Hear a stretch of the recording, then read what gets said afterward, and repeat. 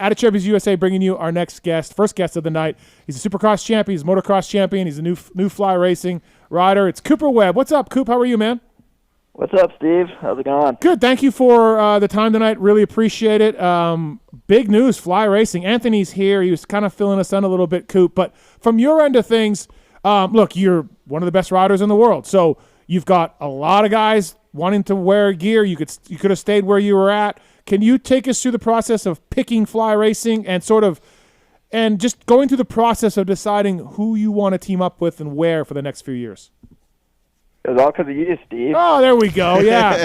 Yeah, well, listen, I know I'm an influence, so, you know. Yeah, big influencer. No, it was, like I said, I think it was just opportunity mixed with timing, right? Because timing is always key for brands and the direction that they're going. And, I remember our first meeting we had, and it seemed like that was a big thing for them. It was to have a 450 guy, and it was an opportunity for me to kind of be the one and only, which, has never really been like a make or break for me. But I think at this point in my career and where I'm at and the success I've had in the 450 class, it was a really good opportunity to kind of take that role and, represent a brand that's going to be all in and get creative and us really do some fun, cool stuff. So, like I said, I think the biggest thing is always timing and, making things work on everybody's end. But I think for me it was a few things, but I think the direction that they were going was something that I was really into and still am, and obviously excited for the future. And then just the opportunity to get a little bit more creative and have, individualized kind of stuff and, sure. and things like that, and as well as just a long-term partnership, right? As racers, it's always nice when you're not going year to year per se. So I think just kind of having a plan together and us having a very similar vision and just the conversations that we had, it all kind of clicked, at least on my end, and felt like we were all on the same page. So I think it was kind of a mutual agreement, if you will, and we're excited, man. How do you juggle, I guess? Again, you're one of the best riders, so a lot of people would want to get in this process and talk to you and figure out like what it's going to take money-wise and what it's going to take. How many people jump in on this, and how, I don't want to say distracting, Coop, because, you're doing your riding and training, but and how much of a time does it take to listen to everybody and kick things around with Casey and all? Like, how is that process? Is it a lot? Is it overwhelming, or is it, I enjoy it. Okay. I really do enjoy it.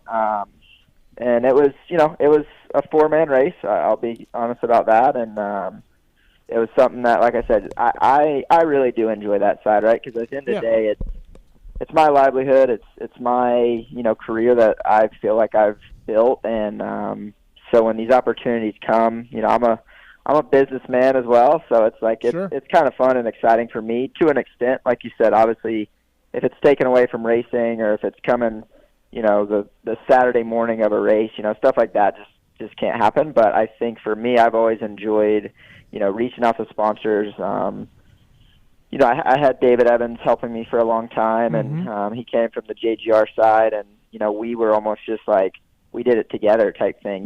Like we would be on 3-way calls, and so I've just always really enjoyed that side. And now having Casey has been a good addition. But same thing. I think it's cool because we're both bouncing ideas off each other nonstop. And then even for myself, like I want to know every detail down to the last. Oh, you do? Okay, so you're into that. Thing. Yeah. Oh yeah. Okay. I mean, I've always enjoyed that. I don't know why. Like I said, maybe it's just from being cheap. You want to make sure that you're reading every contract, comma if possible. But no, it's always a fun process, and it's tough, right? Like you do it for a lot of other reasons, but then like when you do start talking numbers, I mean, it can definitely be a little bit, I guess, awkward for some. But I think for me, I've always known what, a fair market value I feel like is and what I bring and versus what they can bring. And you kind of go from there. Your buddy Phil there, the world champion, the plus 30 world champion. I don't know if you heard about this or not. Oh, world champion. Yeah, wow. it's a world vets. It's a world championship. Okay. How much was that fucking guy putting heat on you? Because I know FXR was in on it, and I, he's got to be just irritating. Thank you for blocking him off. Thank you for blocking him off. I was an effing idiot if I didn't wear anything but FXR. So. Right. Thanks for pushing him aside. That's the last thing you know. And he was cool. Like I said, I don't share business too much, and it was no joke. He was trying on that end hard, but I think he understood. Right? He's at the end of the day, he's gonna understand, and I think more of a friend than a business partner or potential business partner. Like he definitely wants the best for me, and I remember when we were kind of finalizing things with Fly, he was like, "Man, you'd be an idiot not to do that." And I'm like, "Yeah, I know." So, wouldn't Coop taking an FXR deal essentially affect Phil's I would hope so. That's what I'm saying. So why would he be pushing so hard to take away his own budget? FXR clip, Phil. Yeah. Hey, Phil, thanks for the assist, and now you're out. Thanks he probably had something in there. He's getting 15% finder's fee. Remember, you wasn't that long ago that we were sitting in here, and Phil, you kept hammering me on, why don't we sign Phil? That's right. I was on that show. That wasn't that long ago. Right. No, it's interesting. He could have been your top 450 guy. Yeah. Well, he's a world champion. He has gotten podiums before at the time. He's a world champion, too. Probably wasn't too far off. Anthony, you did put in Webb's contract weekly call-ins to Pulp MX show every single week. Oh, yeah, it's buried deep in there.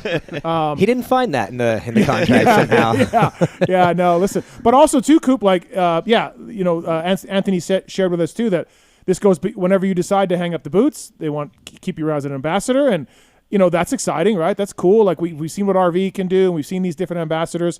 And Andrew Short's a great one now. Weston Pike. It's kind of neat to know you got some path to do something after you decide to end racing. No, for sure, and that's like what I was kind of alluding to earlier about that long-term partnership, and being a true fly family thing. Like it's goes past just the dollar sign, right? I think it's something that is a true partnership, and for them, like I'm excited that they wanted to support me, past racing, and like my big thing is I do, whenever I do, I guess hang it up like officially, I want to be ambassador and help grow the sport and be at the racetrack and hitting, Blair's money races in South Carolina. Damn straight. Bitterman, dude, good luck. I think, like I said, it shows their commitment to racing. It shows their commitment to the sport. Like it was just a really good, like I said, partnership. I think our goals align very well, and I'm stoked for it. I'm putting you guys on the spot here. What's he wearing in Paris? Do we know? Do you guys know? What's he wearing? What color? What color are we wearing in Fly. Paris? Yeah, we'd have to ask Hope on that. Okay, She's all right, okay, got all right, all okay. that Carolina blue. I know one of them. So white, Carolina blue. All right, yeah. Right. Is that what he did the release in? Yeah, that was good. Yep.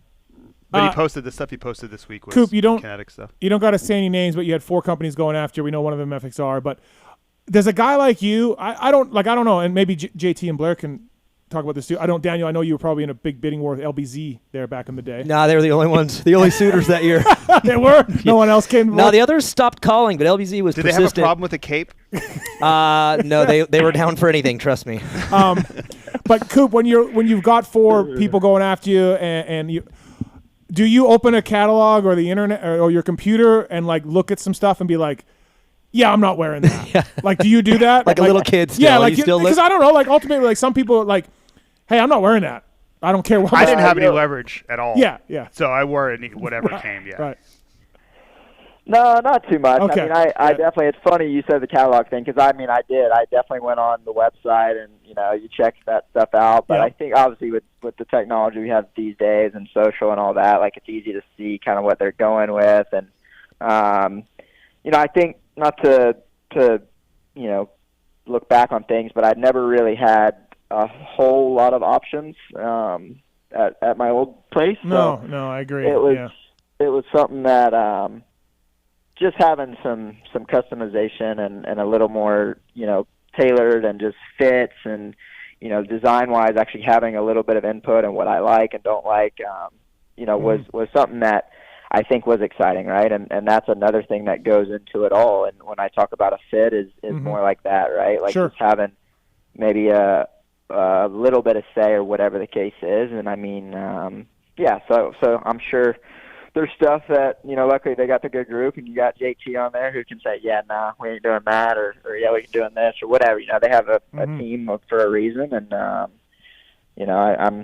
I think that all goes into it all. But so far I've been super happy with everything. I feel like if you sign with Fly, you're pretty trusting. Like, they got me. I'm gonna look okay. I don't got to look. But if it was like some new one-off company that had a bunch of money and Coop's like, let me get that bag, probably on their website pretty thoroughly. Like, let me see for sure what's going on here. But with Fly, you're like, I'm fine. I'll be good looking good. Yeah, Hymus looked really good at times. A lot this year. Yeah, and that's what, obviously, like, it's funny you guys say that, because it's like you're also looking throughout the year, right? Where when I knew kind of the way I was leaning, like, I started noticing, hey, what's RJ wearing, or what's the Husky guy's wearing, or this guy, and all right, that kid looks good. Like, I'd be eyeing Dino's kids and stuff like that. So I think, when you're not in a contract year, you're kind of not really paying attention, and you're just like, whatever. But with this time of year round, when you have some decisions to make, you start paying attention to that for sure. And obviously with the helmet too,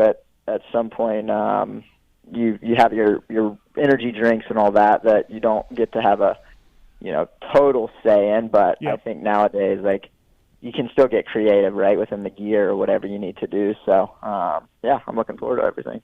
Coop, question on the racing side. If we just go back in time a year, you're making a lot of changes on the motor side. It's brand new, right? New team, new riding. You go to Paris. You're not ready to race. You're just kind of working through it. A year later now, like, how are you? Like, where are you at right now, early November, compared to, I guess, a year ago? Yeah, I'm not I will not be judging anything Webb does this weekend in Paris. I'm done with that. After last year, because I've come a couple of times. I've come back to the U.S. a couple of times and been like, holy shit, we got a problem. Yeah. That was me watching at home last year. Yeah. And so I'm done with that. I don't care if Coop goes 18-18 this weekend in Paris. I'm not saying you know what the worst part? The worst spot for me was Chicago last year. Chicago, when he was battling Phil, I'm like, we've got a problem. We have a big problem. Literally, it was dark. Yeah. You couldn't see anything, but it was also dark for you. Yeah. Sucks for Phil, man. Someone's dark night, like, worst ever, questioning their whole existence is when they're battling with Phil. Yeah. No. Yeah, but how are you? Good or what? Getting back to the question. Yeah, I am, man. It is hard to say, right? Like, you don't know. I told the boys today, like, I could go there and get served a very nice slice of humble pie, but I do feel like I'm in a much, much better spot. I mean, I think just starting off with this off season so far, like, I haven't even touched my bike at all. I feel like, I was a thumb injury from potentially, being a champion this past year, getting second and having a year I did. I just feel like the bike's in a great spot. I know what I need to work on.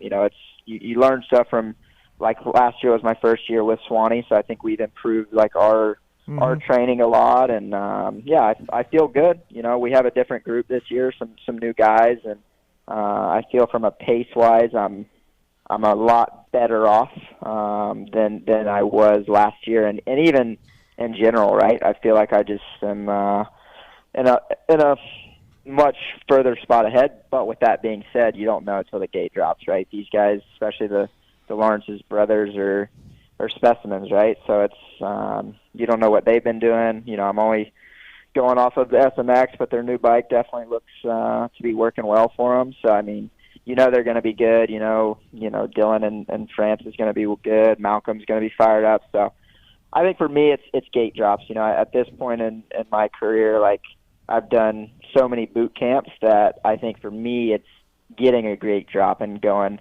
hey, when I go this Saturday and Sunday, I'm going to leave there with some knowledge of what I need to work on, and that's the stuff that you can't replace at a test track, in my opinion. I agree. So. Yeah, I look at Alden. Alden's a good guy, smart guy.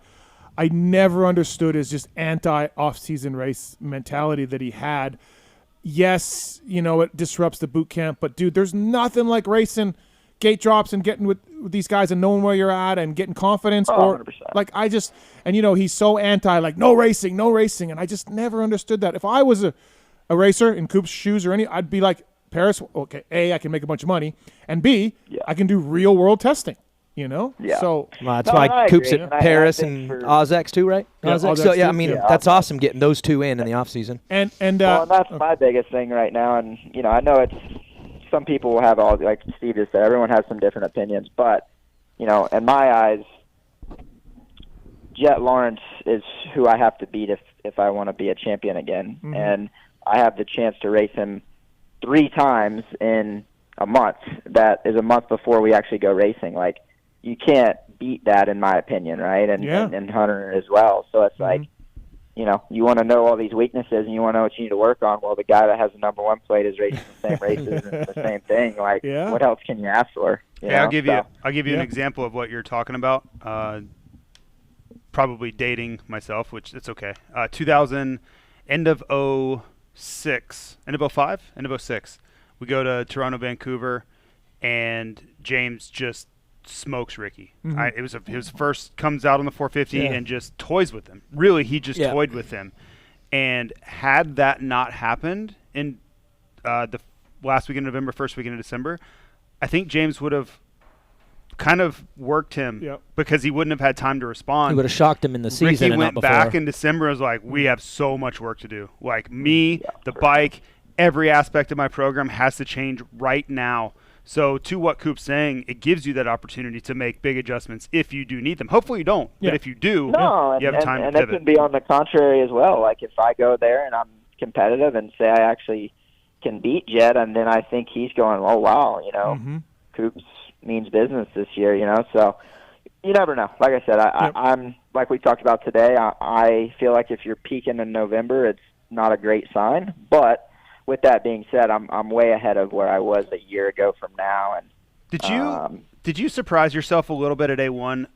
It surprised the hell out of me. I'll be honest. I didn't expect a whole lot going in just because of what we saw, and then I was like, this guy could win like right now. He could win the first round, and that was like out of nowhere for me. So did you, coming off season, you do all this work, did you feel like, no, we're ready, like we're good, or was it still more of kind of like, I don't know if I can be there yet? Yeah, did you shock yourself in that one? Showing up, yeah. No, I did. I mean, showing up to A1, I was pretty confident. I felt like it was the first time in a long time that I ticked all the boxes, meaning, I felt really fit. I felt speed-wise the best I had felt in a very long time. And even comfort-wise, I felt really good. And I think the biggest thing, and this is, something that I learned from last year, was before even Paris, like, I had yet to test with Gilly yet, right? And at that time, he was just kind of throwing me some settings that, the guys thought would work. And I was pretty happy with it, right? And then as soon as we got to Paris, like I said, you go race and you understand and you learn. So, I mean, literally we got back from Paris and we had a test scheduled that next week, I think it was early December. And we did an engine, full engine test, full chassis, little things here and there, and the full suspension test. And I left that Friday, I think it was probably 3 weeks before A1, going, okay, I can go win now. And so I think the bike nowadays really does play a part, and maybe that's just me, but I think, when you tick all the boxes as far as your training and the laps and your experience, at least for me, once I knew and I had that comfort to kind of find that new level of riding for myself, it was game on. And so when I went to A1, I did surprise myself, like being in the mix. I think I qualified like P2, which was like, oh wow, like, the year before I was probably barely top 10. Yep. So I think that was like a big, like, okay, let's do it. And the biggest thing though is I didn't touch a click all day, and that's huge, at least for me. I know everyone's a little bit different and always trying to tinker here and there, but that to me alone, to go to the first round, win, lose, or draw without having to touch your bike is just a sigh of relief, really. Cooper Webb here, brought to you by the folks at Acerbis USA for more information. And hey, Coop, talking about Paris too, like, it's a good race, man. They take care of you. The hotel's nice.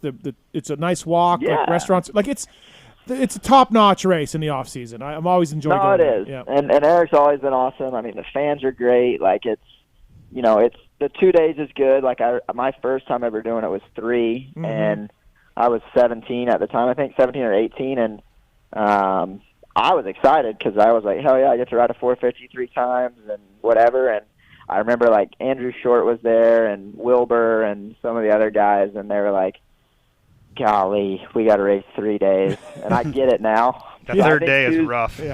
Yeah, two's a solid amount. Like it's good, and like I said, you get taken care of. And I enjoy Europe. I really do. I like going there and, you know, sightseeing and being with the fam and eating some good food and stuff. So, like you said, I know everyone has different opinions on the off-season stuff, but I truly enjoy it. You know, I think it's a good little break in the boot camp, and you get to see the world, and you get to race and race different people too. Like I think that has always been good. You know, and I do enjoy them. They do a great job, and especially now, I think the track is honestly very accurate to the U.S. You know, it's a little different, but.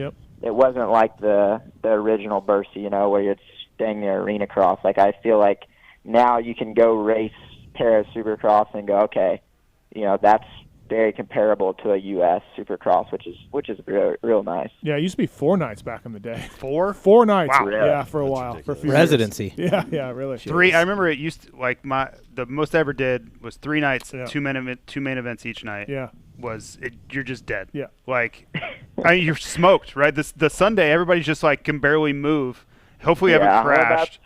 That's what I remember too. Was like the last night. Like, I think it was Wilbur or maybe one of the guys, Brayton or someone. And like, I remember night 1, the gap. You know, because I had my first time. Like I said, I don't even think I had raced a U.S. Supercross yet as a rookie. Like Paris was one of my first ever Supercrosses. And night 1, you know, I got beat pretty good. And then by night 3, like, they're just letting you by. They're like, all right, we're over it. Just go ahead, dude. Plus those 3-nighters, there's always like that one guy that's good on the third day. Everyone's tired, and that one dude's all fresh and qualifying. Like, what are you doing? That's young Coop out there just having a good time. The old boys are tired. The one year, Steve, remember I rode LCQ each night to get in. You rode everything. So I rode the qualifiers, then the LCQ, then all the mains. Yeah, we were night. making jokes. You rode every single race that was possible to race. Yes. Got his money's worth. Hey, they didn't pay me a lot. That was the best value anybody's ever gotten out of a deal ever was Eric Pernard, because I rode every lap possible for not a lot of money. So Coop, that's what you said. I got to know all about JT's training regiment. So I've been. He was a rider. He said he had to ride. And just so you know, Coop, JT would have handled you in German Supercross. Just to be aware, absolute legend in there. I've seen the one Suzuki in there. It was good. Hey, Coop. Just to confirm though, for all the fantasy players for Paris, we got Gregory Aranda covered then this weekend. Right? I am never going to say. Okay, I'm just because last year he won some of those last weekend. Aranda did. Aranda's on fire. He's on fire. I just remember last year Coop was in some battles. I'm like, that guy's having the best night of his life ever, telling his friends and family. Supercross waxed me night, main event 1. Aranda, I think year before. But to be fair, Aranda was Super Bowl winner last year. Yeah, he was. Faster than Jet Lawrence. I think it was a little questionable timing on that thing, but I mean, I used to battle that dude. The guy's like Energizer Bunny. He was he was in Vancouver. He was in Vancouver. The other guy you rate, the 2-stroke dude from France that was always Richier. That guy, my God, he would cheat on every start too. He was an absolute cheater. Subs too. Subs is just there. They're so good at that. He put his hip out in Vancouver. He dislocated his hip, so he won't be in Paris this weekend. But Subs is also he's a menace at these races. Yeah, you got to deal with Subs. And their speed, man. Like in qualifying, it's incredible. Yeah, they know how to ride. Really, there's no doubt about that. Like what they do is incredibly specialized, and they are very. And I learned how to do it. Right when I went to Canada America, I got my ass kicked on the regular. Like it was literally my job to get my ass kicked like that. But we went to Europe. I knew what to do. I knew how to go fast. The tracks are easier. The margin of like, okay, you're much better on a motocross track, supercross track. It's not going to matter here. Yeah. That's not going to matter. And I used to argue with people all the time. Like Tedesco came over, and I'm like, I'm probably going to win. I'm not saying that as cocky. I'm just saying you've never been here. Yeah. It's not going to go that well. He didn't even qualify. Right. And we know how good Ivan is, but it's especially those races are such a different own world. It is. It's so different. They definitely are their own animal. Anthony, anything for Coop or before we let him go? No, just welcome aboard. Happy to have you on the family, man, and excited to see what we're gonna do for years to come. Yeah, man. No, we are too, and excited. And like I said, I get to kind of debut some things this weekend in Paris. It'll be good, and looking forward to it all, man. I know you're exciting times. You're still wearing the bell, so there's no chance you wore a Formula at all yet. But let me just say, the Formula helmet's the best thing Fly makes. It's a phenomenal helmet, safety-wise. Quiet, fits well. I love that Formula helmet. So wait till you get into that. Once he gets to try one on. Yes, once you try one on, yeah, you're gonna love that it. day. That day when it comes. Oh, that's interesting. Yeah. Thanks for the time, Coop. Appreciate it as always. Congrats on the signing for Fly and to Jason and Anthony and everybody at WPS. Big day for these guys. There, for years, Coop, I've been saying you guys got to get a 450 guy. You got to get a 450 guy, and they're like, we know, and they got one. So yeah. Yeah, no, it's like you said. I truly do believe like timing is incredible, right? Like you said, they've been on that mission for the last few years. It seems like, and it doesn't always work. So I think it's not as easy as signing something, right? Like just hey, here's a contract, sign it. All right, cool. We got our 450 guy. Like it's definitely a process, and so I'm glad we made it all work. And yeah, good Awesome. times, man. I got one more question for Coop, if it's okay. And this one stings to ask, but I got to ask. But how's Cole look out there? He looks good. Oh, Daniel. That's what I've heard. Yeah. Like Okay. Yeah. It's just I've heard rumors, and I figured Cooper's probably seen it. So just curious how he looks. I got one too. I've been told Flying Taco is taking the racing more seriously this year. Do you have any taco updates from NC? Yeah, I do have a taco update. He has a theory that he's being held back because he doesn't have a tall seat. Oh, okay, all right. Well, Guts Racing. He figured it out. In case you're wondering, the reason Taco's had his struggles this year was no tall seat. Hey, okay, well, Guts Racing, we will get him a tall seat. I've seen him everywhere too. He's been going to Top Gun. He's been at 101. Like Coop, he is out putting in his laps. He's committed. We'll see. He, he's doing arena cross again. Phil should be able to. He has nothing else going on. So Phil, honestly, if Phil was a good friend, he would go help him and coach him and. Yep, I agree. Do something with his life. Is Taco racing the AMA Arena Cross Series? I think Taco's schedule is fluid. 100%. Yeah. He has a national number. So how quickly until Vince kills him? Vince is racing. Vince Freese is racing Arena Cross. Oh wow, I didn't know that. Yeah. Yeah. Do you know how dangerous that is for everybody? I do. You guys know? Do you know? I personally do. I do too. Like, good, do you guys know what that means for everybody in there? That's bad. Like that's bring an extra medic. Yeah. Or two. Getting back to your day, then there's going to be some real bar banging. Yeah, that was when it was violent. The Bowers days. Good God. Everyone was mad at everyone all the time. It was really fun. Brees, too. Brees is no shrinking flower and Vince. No, it was like assault back then. Yeah. Like it wasn't dirty riding. It was assault. Yeah. Yeah. A lot of payback. Well, listen. No, I enjoy it. It's nice. Like even this year we always watched on Fridays, and I feel like they made a good push this year. I was tuned in every Friday, and hopefully, it's a good series. KP's got his hands full. It's gonna be good to watch. And then I hope Taco gets that tall seat, and we can. That's all we need. Yeah, the tall seat, and he's got the big Yanks covered. He said. Okay. All right. Yeah, maybe Phil can coach him. We'll work on that. Thanks, Coop. Thanks for the time, man. Appreciate it. Yep, no worries, guys. All right. Later. See ya. That's Cooper Webb, everybody. Brought to you by folks out of Cherubies USA. Yeah, once he gets that formula on. Let's hope so. Yeah. So all things in time.